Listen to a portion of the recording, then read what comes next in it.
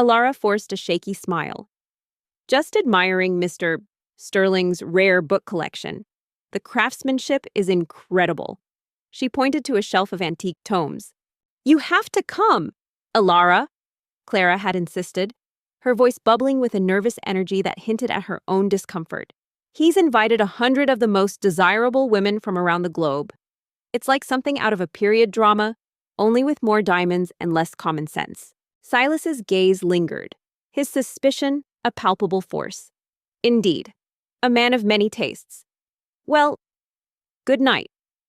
He lingered for a moment too long before finally exiting, leaving Alara trembling, her heart hammering against her ribs. She knew he wasn't fooled, only appeased for the moment. The stakes had been raised. Alara had scoffed, attempting to deflect. Clara, you know I'm not that kind of girl. I'd stick out like a smudged canvas at a pristine gallery opening. Noah, meanwhile, faced his own escalating dangers. Alistair, perhaps sensing Noah's growing independence, increased his medication, trying to reassert control and plunge his son back into the compliant lethargy he preferred. Noah, however, had anticipated this. He had carefully built up a cache of his true medication, substituting the sedatives Alistair's doctor prescribed with innocuous placebos whenever he could. But the constant vigilance, the need to maintain the illusion of frailty, was exhausting. But Clara was persistent, wielding the subtle weapon of guilt and the genuine desire for her cousin to experience something extraordinary, even if it was ridiculously extravagant. Please, just for me, I don't want to be the only one navigating Uncle Alistair's peculiar ideas. Besides, you need a break from those dusty art books. The tension within the Sterling mansion became a suffocating shroud. Clara, though still unaware of the full scope of the darkness, felt the shift. She noticed Alistair's increased irritability, the colder atmosphere, the way her usually effervescent personality seemed to dim under his scrutiny. She worried about Alara's pallor, mistaking it for stress from art school, never imagining the true cause. Her naive concern only fueled Alara's determination. Clara deserved to live in a world free from her uncle's tyranny. Reluctantly, Alara agreed, a decision she would come to regret with a chilling certainty. Thorne, operating from the shadows of the city, had his own brushes with danger. He was followed, his burner phones frequently compromised. One evening, his small rented apartment was ransacked. A clear message from Alistair's operatives. Thorne, a hardened survivor, had anticipated this, ensuring his most crucial evidence was hidden in multiple, geographically dispersed locations. He narrowly escaped physical harm, but the incident reinforced the ruthlessness of their adversary. The day of the event arrived, cloaked in an unsettling opulence. The Sterling estate was a monument to wealth, its sprawling gardens manicured to perfection, its grand halls echoing with hushed conversations and the clinking of champagne flutes. Alara, dressed in a borrowed gown that felt stiff and alien against her skin, felt an immediate sense of alienation. 100 women, each a vision of curated perfection, floated through the room, their smiles polished, their ambition almost tangible. They were actresses performing for the most discerning critic, Alistair Sterling himself. The final piece of the puzzle fell into place when Noah intercepted a series of communications between Alistair and a high-ranking judge. It was evidence of a deeply entrenched network of judicial corruption, ensuring Alistair remained untouchable. This revelation solidified their strategy. They couldn't simply rely on the law. They needed to expose Alistair in a way that would force the hand of public opinion, making it impossible for even his most powerful connections to protect him. He moved through the crowd with an almost regal presence, his silver hair impeccably styled, his eyes sharp and calculating, missing nothing. He embodied power, an almost predatory charisma that drew people in, even as it made them instinctively recoil. Alara tried to blend into the background, to become invisible amidst the glittering facade, but it was a futile effort. She felt his gaze before she saw him, a prickle of unease that crawled up her spine. Their plan began to take shape, a meticulously orchestrated public exposé. They would leak a carefully curated selection of the most damning evidence to a trusted independent journalist, one known for integrity and courage. The leak would be timed to coincide with a major public event where Alistair Sterling would be present, ensuring maximum impact and minimal time for him to control the narrative. The personal aspect of Alara's violation, while deeply painful, would serve as the emotional core. humanizing the cold corporate crimes and galvanizing public outrage. He was standing across the vast ballroom, seemingly engaged in conversation with a dignitary, yet his eyes, dark and intense, found hers across the expanse. It wasn't a casual glance. It was a deliberate, lingering stare that felt invasive, like a sculptor's gaze assessing raw material. A shiver, not of excitement but of dread, traced its way down Alara's arms. In that moment, surrounded by the dazzling display of wealth and ambition, Alara knew, with a certainty that chilled her to the bone, that she was no longer an observer. She had become, unwittingly, the target of a game she didn't understand, orchestrated by a man who saw her not as a person, but as a prize. The golden cage had just clicked shut. Alistair Sterling's attention, once a mere prickle of unease, now felt like a suffocating shroud. After the selection event, his overtures towards Alara intensified with alarming speed and precision. He would appear unexpectedly at her university, ostensibly to discuss art patronage, but his gaze would always linger a moment too long, his compliments laced with an unsettling possessiveness. He'd send extravagant gifts, antique sketches, rare pigments, invitations to exclusive art exhibitions, each delivered with a note that was just friendly enough to be plausible, yet just personal enough to feel invasive. Alara found a journalist, a formidable woman named Sarah Jenkins, who had a history of taking on powerful figures. Sarah, initially skeptical, became increasingly convinced as Alara, under Noah's guidance, presented undeniable fragments of evidence. The full story, when revealed, would be an earthquake. Clara, sweet and well-meaning, remained oblivious to the sinister undertones. See, Alara, Uncle Alistair actually likes your art. He's just eccentric, she'd chirped, genuinely pleased that her powerful uncle was taking an interest in her quiet cousin. Clara, in her privileged bubble, saw only opportunity where Alara felt a growing dread.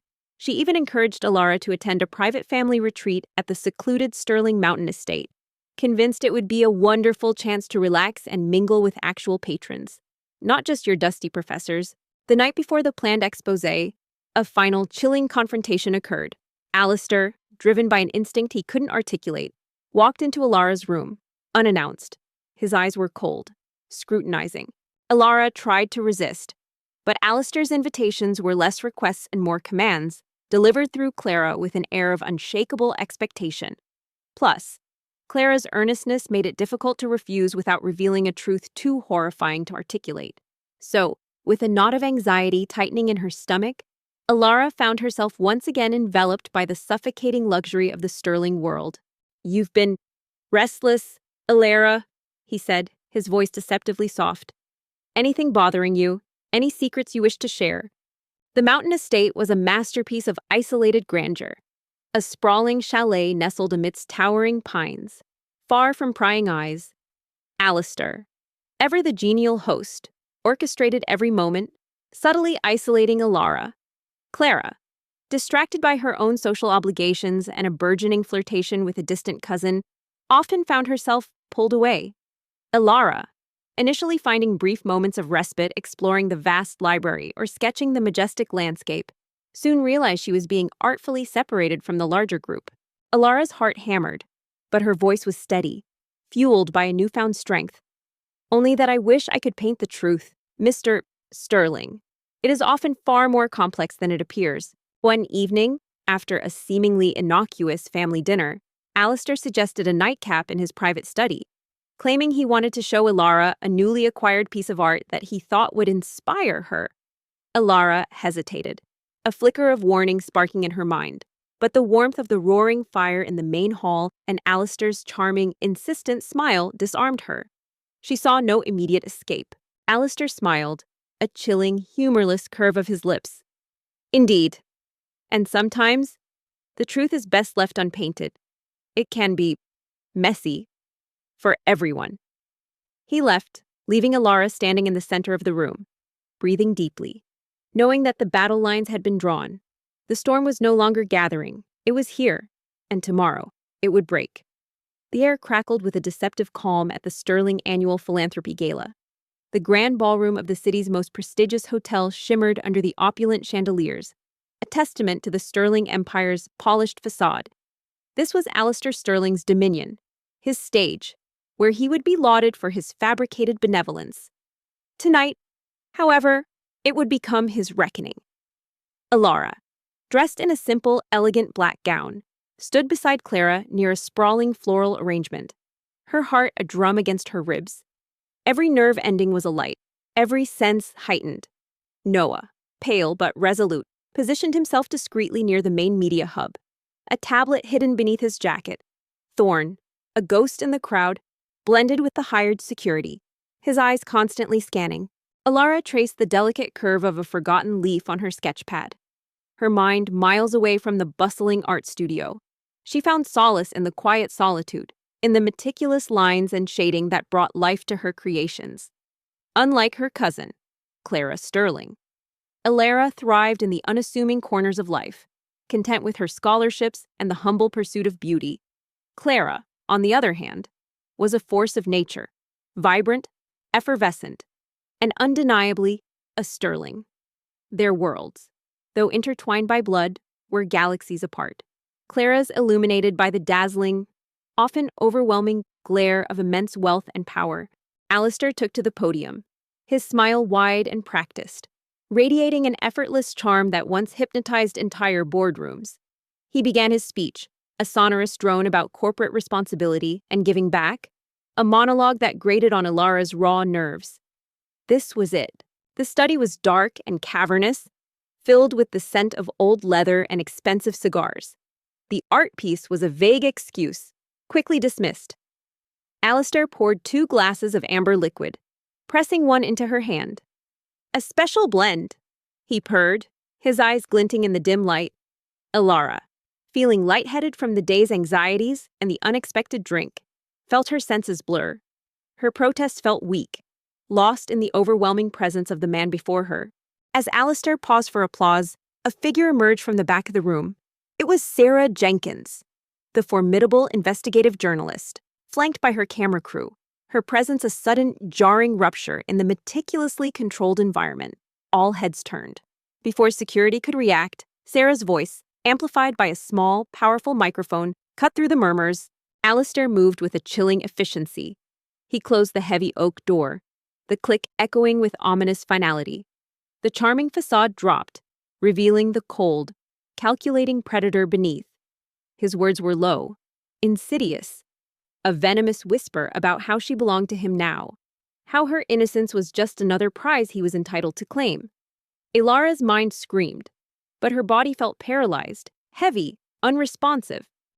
"Mr. Sterling," she called out, her voice clear and unwavering, "is it true that while you speak of philanthropy, your empire is built on the ruins of countless lives, including the sexual assault of your own niece's friend, Ms. Alara Vance? Standing here tonight, the world tilted. The opulent room, designed to impress, became a suffocating trap. Her vision swam, panic, cold and sharp, pierced through the haze, but it was too late. In that terrifying, helpless moment, Aleister Sterling, the powerful CEO, consumed by his own depravity and sense of entitlement, took from Alara what she could never get back. Her virginity, her sense of safety, her very innocence was brutally stolen, leaving her shattered and violated. The golden cage had not just clicked shut, it had become a tomb.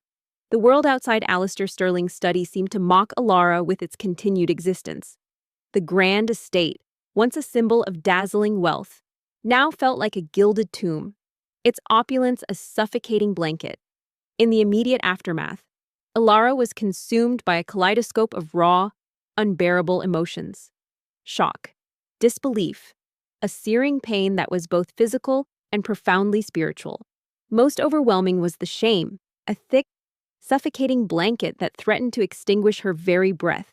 Her body felt alien, tainted, no longer her own. Every surface, every scent, every hushed whisper in the mansion seemed to carry the echo of what had transpired, branding her with an invisible mark. A collective gasp rippled through the ballroom, followed by a stunned, horrified silence. Aleister's practiced smile faltered, his eyes narrowing to icy slits as he stared at Alara, a flicker of pure venom passing through them.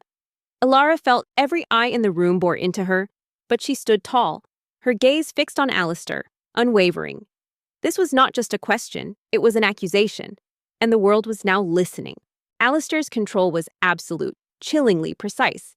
He appeared the next morning, not with remorse, but with a cold, almost surgical, calmness.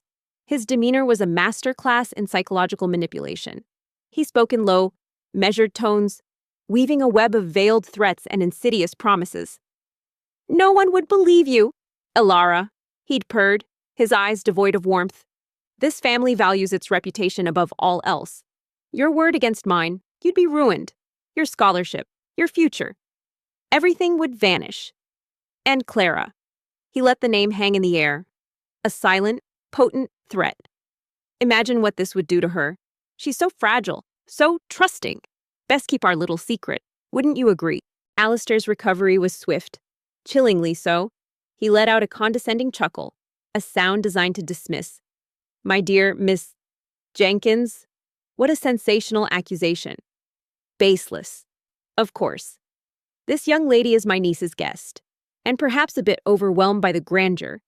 This is nothing more than a desperate attempt to slander my name, orchestrated, no doubt, by disgruntled former employees or rivals.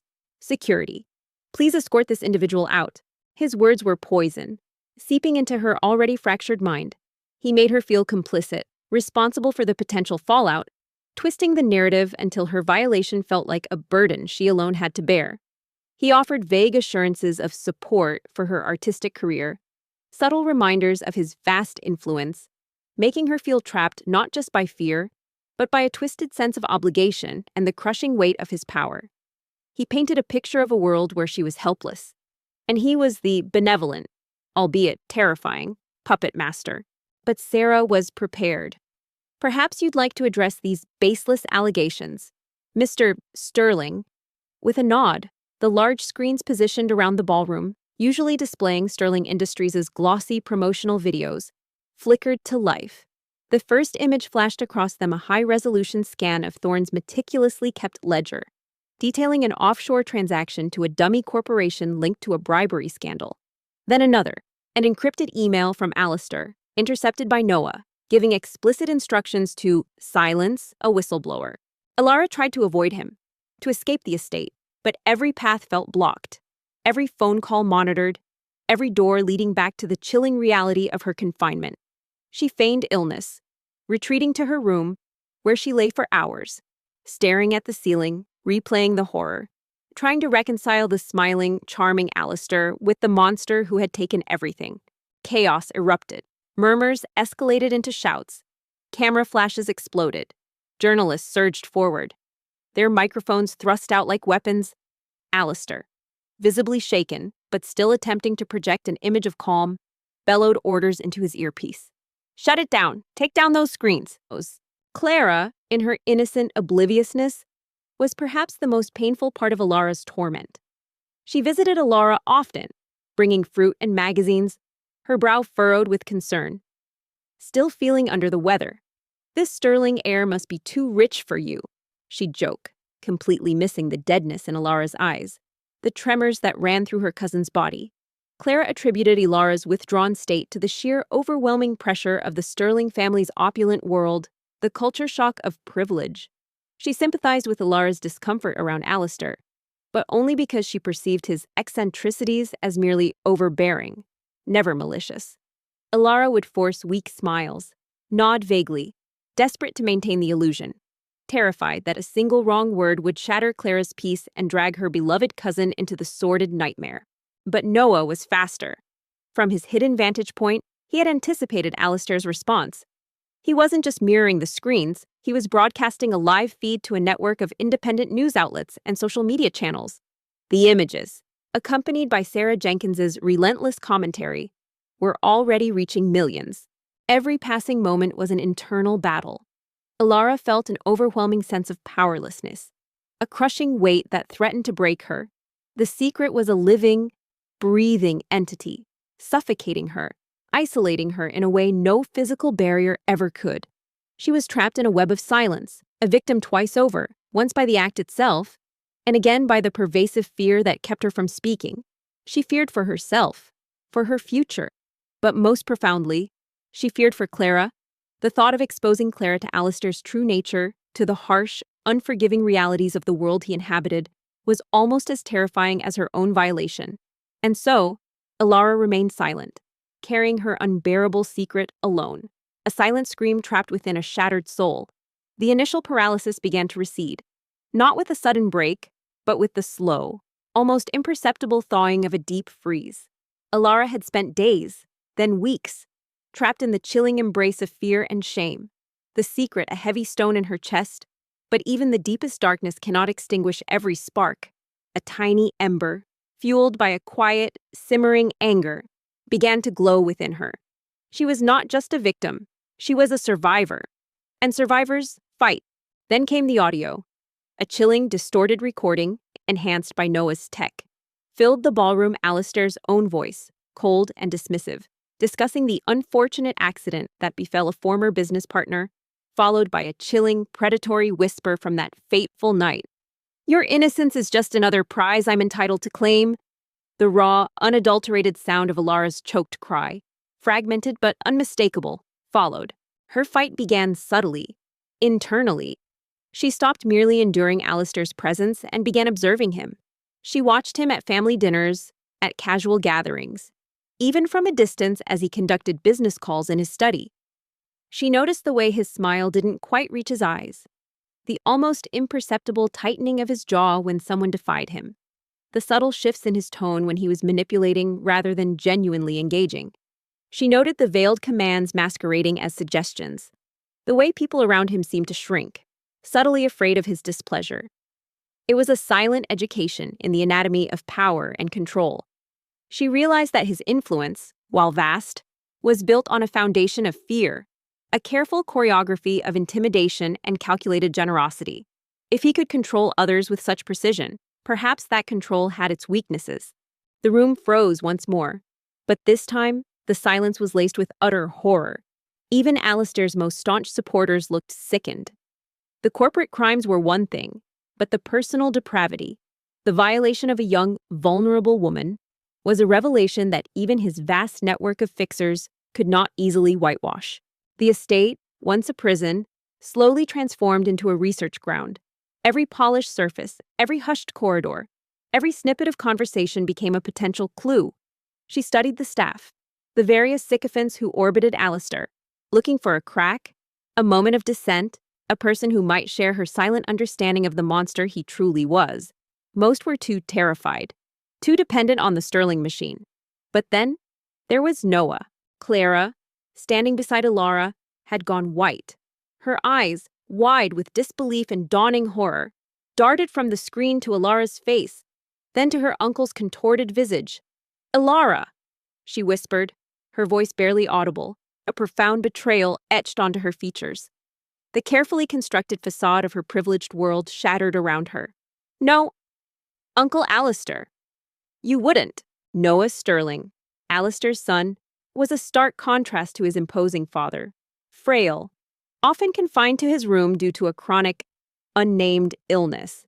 He moved through the mansion like a ghost, his pale features and shadowed eyes reflecting a profound weariness. He rarely joined the boisterous family gatherings, preferring the quiet solitude of the library or his own sunlit conservatory, filled with exotic plants he meticulously tended. It was in the library, during one of Alara's desperate attempts to escape Alistair's watchful eye, that their paths truly crossed. Alara reached out, her hand finding Clara's, squeezing it firmly. "He did, Clara! He did!" He'd found her sketching, lost in the intricate details of a medieval tapestry. His voice, surprisingly gentle, startled her.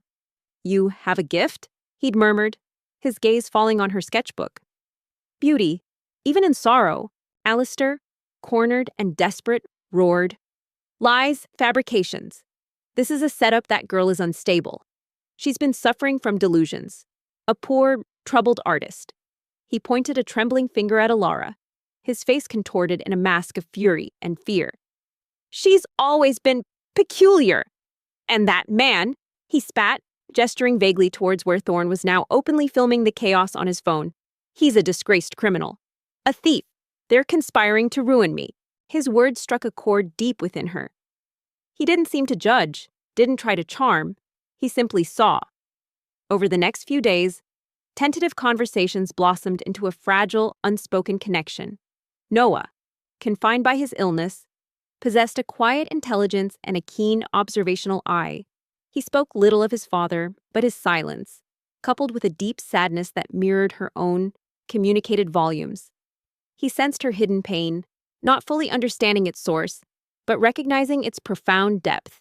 He saw the genuine, sensitive artist beneath the borrowed gown, and in his company, Ilara felt a flicker of acceptance, a sense of being seen without judgment for the first time since that terrible night. But his words, once powerful and commanding, now sounded like the desperate cries of a cornered animal.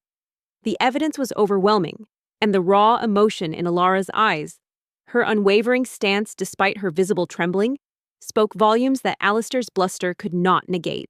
Noah was a paradox, a captive in his own golden cage, yet possessing a quiet strength Ilara hadn't anticipated.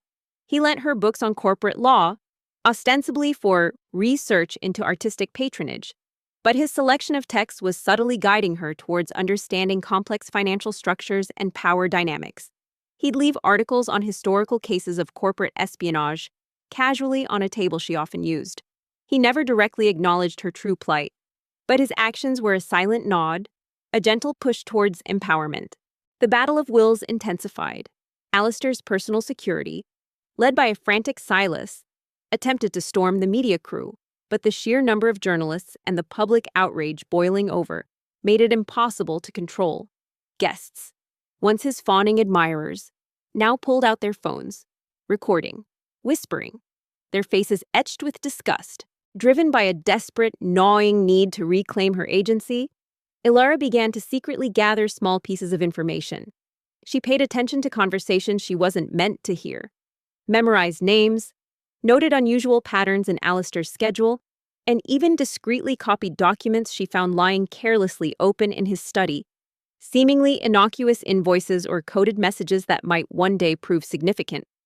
Each small act was a tremor of defiance, a whisper of hope. The path towards justice was daunting, shrouded in the vast, imposing shadow of Alistair Sterling. But Ilara had found her first, fragile steps. The paralyzing fear hadn't vanished, but now it was accompanied by a quiet, burning resolve. Ilara's quiet investigation, born from a desperate flicker of defiance, began to yield unexpected, tantalizing results. The seemingly innocuous documents she'd discreetly copied from Alistair's study, a series of oddly coded invoices, a list of seemingly legitimate offshore accounts, and an email exchange about a sensitive acquisition that made little sense on its surface, became her first tangible threads. She studied them in secret, late into the nights, poring over legal textbooks Noah had casually lent her, trying to decipher the arcane language of corporate finance and legal loopholes. The more she read, the clearer it became Alistair Sterling's empire, while dazzling from the outside, had foundations built on shadows. "And what about your son, Mr. Sterling?" Sarah Jenkins pressed, her voice cutting through the din. "Is it also a fabrication that you've kept Noah Sterling, your own flesh and blood, a prisoner in your mansion, under the guise of a fabricated illness?" Her search for external help led her down a rabbit hole of news articles and financial reports. She cross-referenced names on the invoices with company bankruptcies and public scandals, slowly piecing together a mosaic of suspicious dealings. One name, in particular, kept resurfacing: a certain Marcus Thorne, a former senior executive at Sterling Industries who had abruptly vanished from the public eye years ago after a bitter, highly publicized falling out with Alistair. The media had painted Thorne as a disgruntled, incompetent failure, but Ilara's gut told her there was more to the story. The vehemence of Alistair's public condemnation of Thorne seemed almost too aggressive, too absolute. This was the final, devastating blow. Alistair recoiled, his face paling, a vein throbbing at his temple. "That's a vile lie. My son is ill. He needs constant care." Tracking down Marcus Thorne was a challenge. He had disappeared off the grid, his public records wiped clean.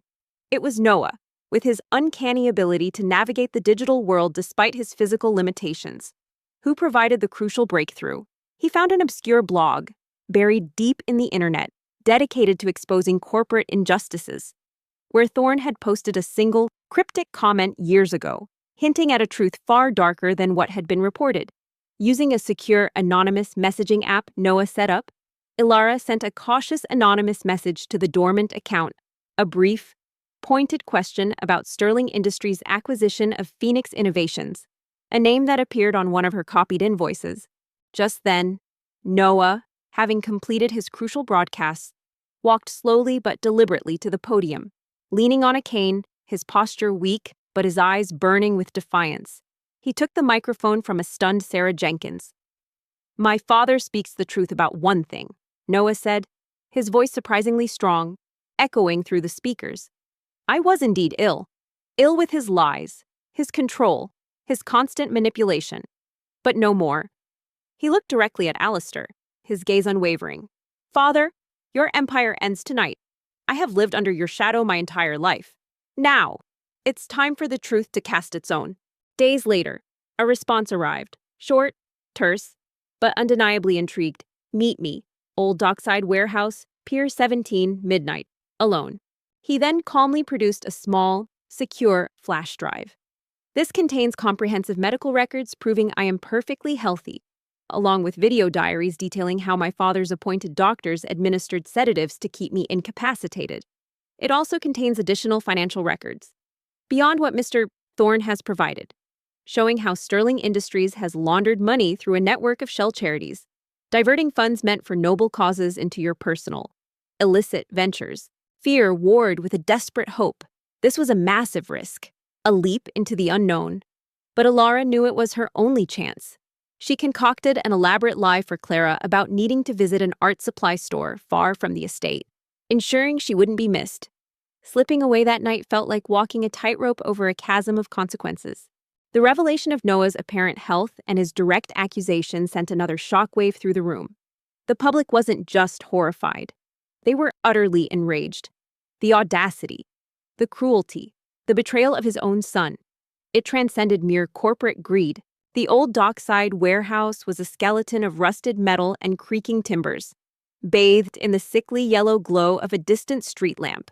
Marcus Thorne emerged from the shadows, a gaunt, wary man whose eyes held the haunted look of someone who had seen too much. He was a shadow of the ambitious executive the newspapers had once described. Alistair lunged forward, a raw, animalistic growl escaping his throat. "You ungrateful, disloyal whelp, I gave you everything." He tried to grab Noah, but security, now unsure whose side to be on amidst the swirling accusations, held him back. "Who are you?" Thorne demanded, his voice raspy. "How do you know about Phoenix Innovations?" Suddenly, sirens wailed outside. Police and federal agents, alerted by Sarah Jenkins's meticulously prepared exposé and Noah's real-time broadcasts, swarmed the hotel.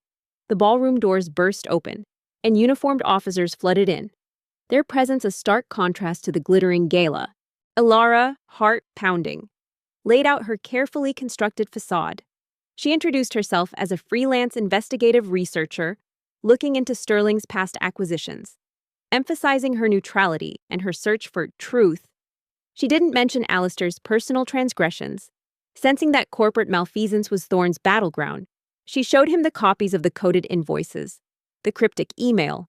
"Alistair Sterling, you are under arrest," a lead agent announced, holding up a warrant, "on charges of fraud, money laundering, conspiracy, and multiple counts of assault."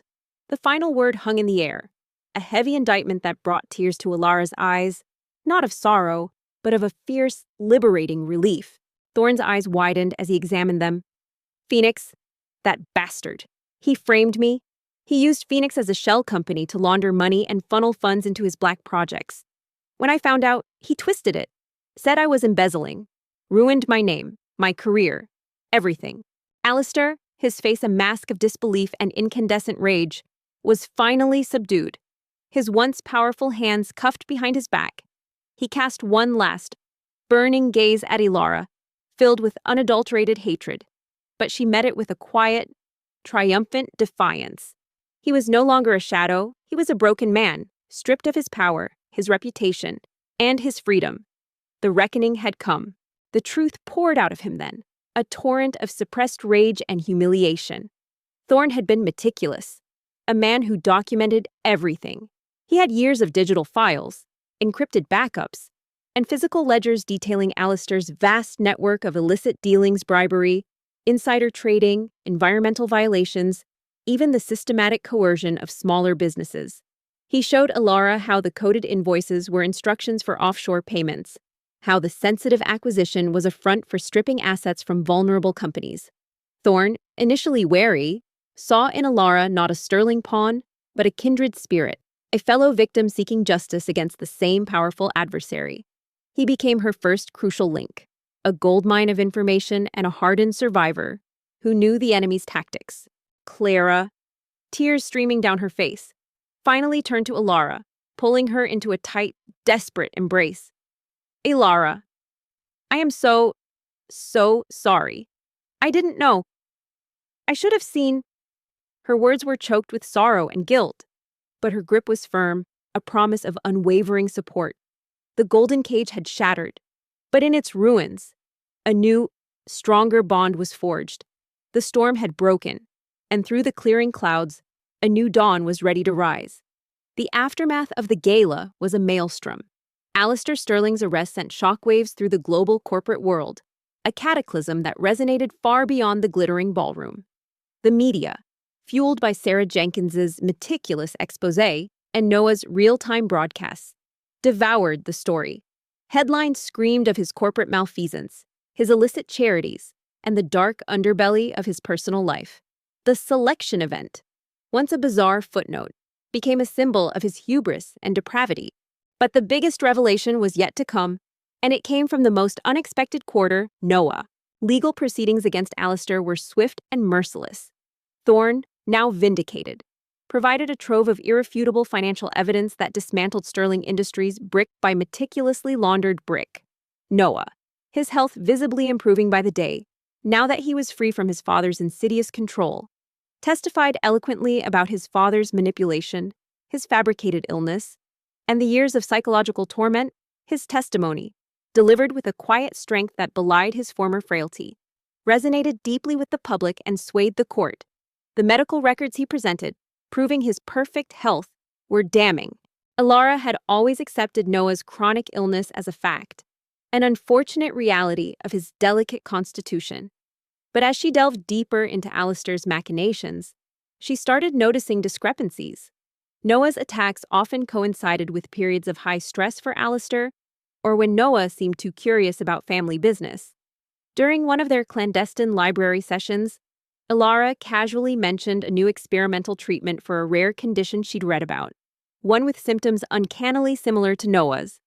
His reaction was subtle, a flicker of something unreadable in his eyes, a slight stiffening of his posture. Alara's testimony, though harrowing, was delivered with a newfound courage that captivated the nation. She spoke not just as a victim, but as a survivor, her voice trembling at times, but never breaking. She detailed the insidious manipulation, the fear, the shame, and finally, the fierce resolve that had driven her to seek justice. Her vulnerability and strength made her a symbol, an unlikely heroine for countless others who had suffered in silence. Alara's breath caught. What do you mean? The verdict was unanimous. Alistair Sterling was convicted on multiple counts of fraud, conspiracy, money laundering, and sexual assault. His empire crumbled, its assets seized, its name forever tarnished. He was sentenced to a lengthy prison term, his gilded cage replaced by bars of cold, unforgiving steel. The fall of the Titan was complete, and a profound sense of justice permeated the air. Noah turned, his eyes no longer shadowed with weariness, but burning with a quiet intensity. My father, he said, the name heavy with disdain. He has a habit of making inconvenient truths disappear, including me. My illness is a fiction, largely a carefully constructed illusion to keep me compliant, isolated, and out of his way. A fragile son is easier to control than one who might question his empire. For Alara, the immediate aftermath was a complex tapestry of emotions. There was relief, a liberating lightness she hadn't known was possible, but also a deep exhaustion. The battle had taken its toll. Yet, in the ruins of her trauma, a powerful journey of healing began. She sought therapy, surrounded herself with true friends, and slowly, painstakingly, began to reclaim her narrative. The twist hit Alara with the force of a physical blow. Noah wasn't sickly, he was a prisoner, subtly drugged or manipulated into appearing weak, kept under constant surveillance. His spirit slowly eroded. The realization was horrifying, but also exhilarating. Alistair's ultimate act of control, fabricating his own son's illness, revealed a monstrous depth of depravity. But it also exposed a profound vulnerability. Noah wasn't just another victim. He was an insider, with intimate knowledge of Alistair's habits, his weaknesses, his network of sycophants, and the hidden passages within his empire. Clara, shattered by the revelation of her uncle's monstrous nature and her own unwitting complicity in Alara's suffering, became Alara's fiercest advocate and most devoted friend. The initial shock had been immense, followed by a torrent of tears, guilt, and apologies. But Clara, in her own way, transformed.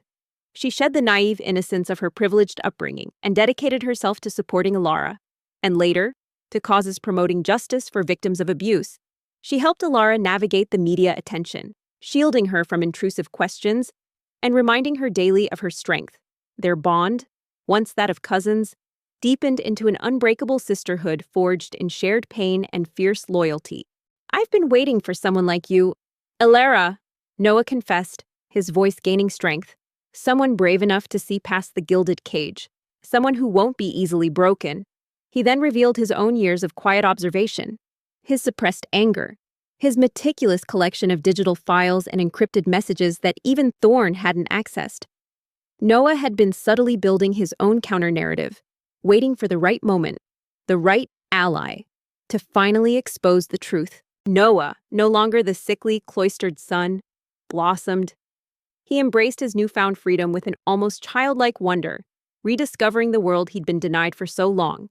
He continued to study, not just technology, but also law and social justice, determined to use his formidable intellect to prevent others from suffering his father's abuses.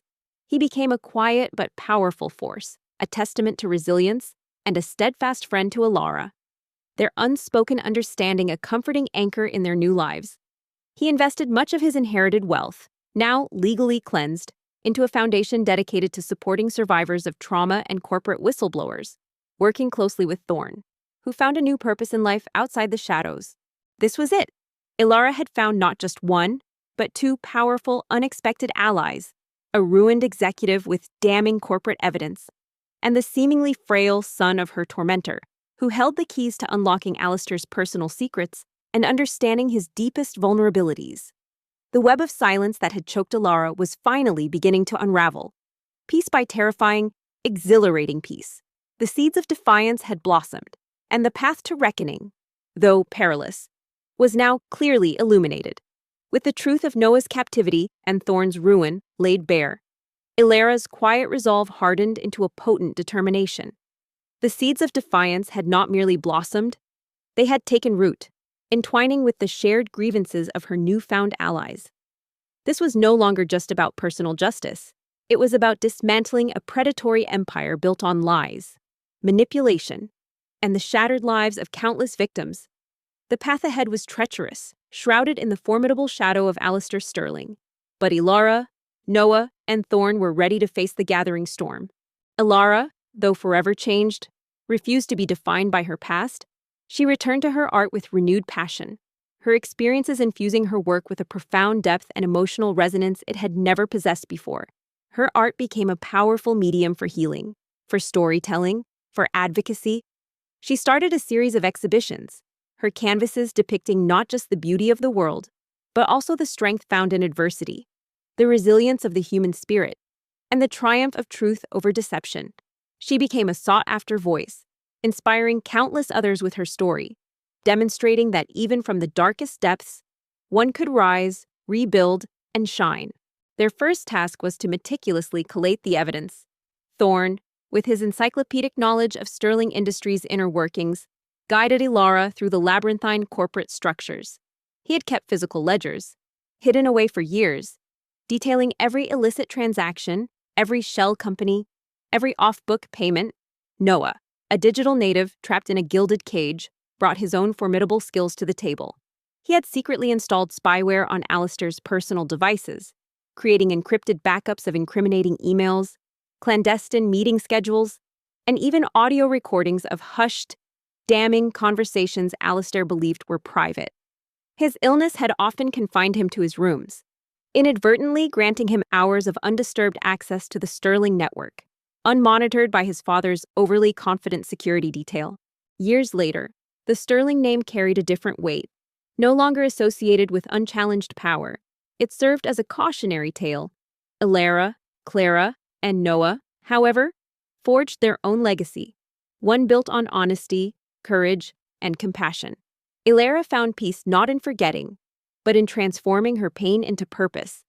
She lived a life of quiet fulfillment, surrounded by love and respect, a testament to her indomitable spirit. She had faced the darkness, uncovered the truth, and emerged, not unscathed, but undeniably whole, a beacon of hope in a world that desperately needed it. Illyra, with her artist's eye for detail, became the archivist and connector, sifting through mountains of data, cross-referencing names, dates, and transactions. She found patterns that even Thorn and Noah, caught in their own battles, had overlooked. She identified other victims, smaller businesses strong-armed into ruin, whistleblowers silenced, competitors undermined through illegal means. The scale of Alistair's corruption was breathtaking, a vast, interconnected web spanning continents. Thanks for watching. If you enjoyed this powerful story of resilience and justice, don't forget to hit that subscribe button to join our community. Stay with us for more gripping tales. And while you're here, why not check out our other videos? There's always more to explore. Where are you watching from? Let us know in the comments below. Their covert operations required extreme caution. The Sterling estate, under Alistair's command, was a fortress of surveillance. Noah had mapped out the blind spots in the security cameras, the optimal times for Illyra to access Alistair's study when he was otherwise engaged, the secure routes for Thorn to transmit additional files. They communicated through a sophisticated, encrypted network Noah had built, using prearranged code words and dead drops for physical documents. Every whispered conversation was a risk, every shared glance a calculated gamble. As their arsenal of evidence grew, Alistair, a predator with finely tuned instincts, began to sense a shift. He was too accustomed to absolute control, too ingrained in his unchecked power, not to notice the subtle tremors in his meticulously constructed world. A misplaced document, an unexpected question from a junior executive, a slight dip in a seemingly stable offshore fund, small anomalies that, to anyone else, would pass unnoticed. But to Alistair, they signaled a disturbance. His suspicion, like a venomous vine, began to spread. He tightened his grip. Security at the estate became almost suffocating. Clara, still oblivious, found herself increasingly monitored, her movements restricted, ostensibly for her safety. Alistair began to quiz her more frequently about Illyra, fishing for information, scrutinizing Illyra's demeanor with an unsettling intensity that made her skin crawl. Illyra had to play the role of the quiet, artistic cousin even more convincingly, battling her internal rage with every strained smile. Alistair's enforcers, a shadowy network of legal fixers and intimidating operatives, were dispatched. They began a quiet investigation, delving into the backgrounds of anyone who had recently shown an interest in Sterling Industries' past, or who seemed to be asking too many questions. Thorn's old associates were discreetly contacted, his public disgrace subtly reinforced. Illyra and Noah knew it was only a matter of time before Alistair's vast resources closed in. One night, Illyra experienced her first close call. She was in Alistair's study, meticulously photographing a hidden ledger detailing illegal arms deals, when she heard footsteps approaching. Panic seized her. She barely had time to slide the ledger back into its secret compartment and compose herself before Alistair's chief of security. A hulking man named Silas, known for his brutal efficiency, entered. Later that week, Noah invited Illyra to his conservatory, a glass-enclosed haven brimming with exotic, thriving plants. He seemed more energetic than usual, a subtle flush in his cheeks. He spoke of his love for gardening, of the resilience of nature. Then, he paused, his gaze fixed on a delicate orchid. "You know, Illyra," he began, his voice soft, almost a whisper. My illness isn't always what it seems. Sometimes, it's a very convenient tool. Miss Ilara, just checking on the security systems.